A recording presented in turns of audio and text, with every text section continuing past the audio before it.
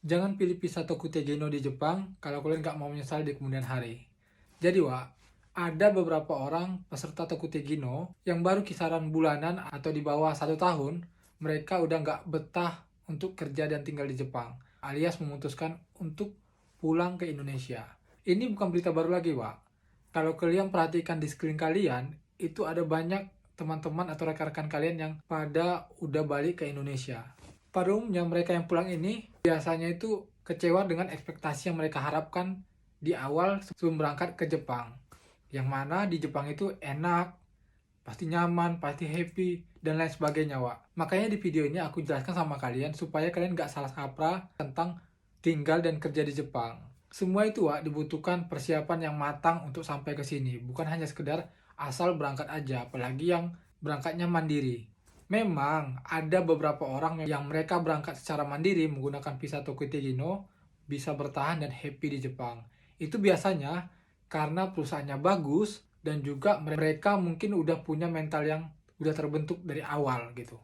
Hal ini nggak semua orang bisa punya, Contohnya kayak dapat perusahaan yang bagus. Nggak semua di Jepang ini perusahaannya bagus-bagus, Ini berita yang realistis, Jadi kalian jangan pernah berpikir kalau di Jepang itu pasti perusahaannya bagus semua, baik-baik, orang-orang sekitarnya juga baik. Enggak, jangan pernah berpikir kayak gitu.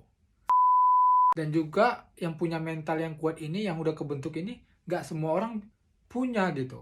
Ini terjadi karena memang situasi kehidupan kita yang berbeda-beda, Ada mungkin memang udah kebentuk dari masa dia kecil sampai sekarang, sehingga dia bisa ditempatkan di mana aja dia mampu, kuat gitu. Ada yang nggak, gitu. Dan itu sebenarnya hal yang biasa.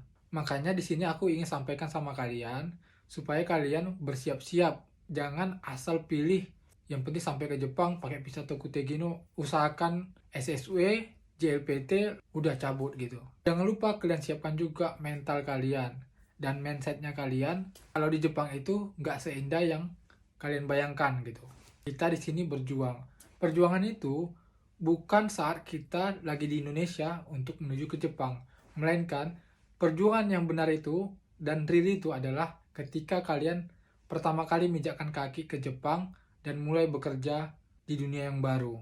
Itulah perjuangan sebenarnya, Jadi, saran dariku ketika kalian masih newbie atau masih baru istilahnya gitu, kalau bisa dengan kepintaran kalian itu, tetaplah masuk ke dalam LPK. Supaya di LPK kalian bukan hanya dibimbing untuk belajar bahasa Jepang aja, melainkan kalian dibimbing dan dibekali supaya kalian bisa siap dan benar matang ketika tinggal dan bekerja di Jepang. Nah, saran dariku kalau kalian kurang mampu atau kurang pintar dalam mengingat atau dalam kemampuan belajar, silahkan kalian coba program magang. Karena program magang ini nggak ada syarat kayak Tokutegino, yang mana syaratnya itu adalah harus mempunyai kemampuan bahasa Jepang minimalnya N4 atau JFT A2 basic dan mempunyai SSW sesuai bidang kerja yang kalian inginkan.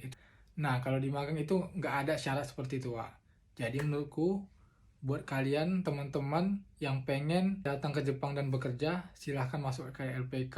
Kalau kalian mau cari LPK yang baik dan benar, silahkan tonton videoku yang sebelum-sebelumnya yang udah aku terangkan gimana cari LPK yang bagus untuk kalian semua. Oke, geng, mudah-mudahan informasi ini bermanfaat. Gua Ari, cabut dulu, Ciao.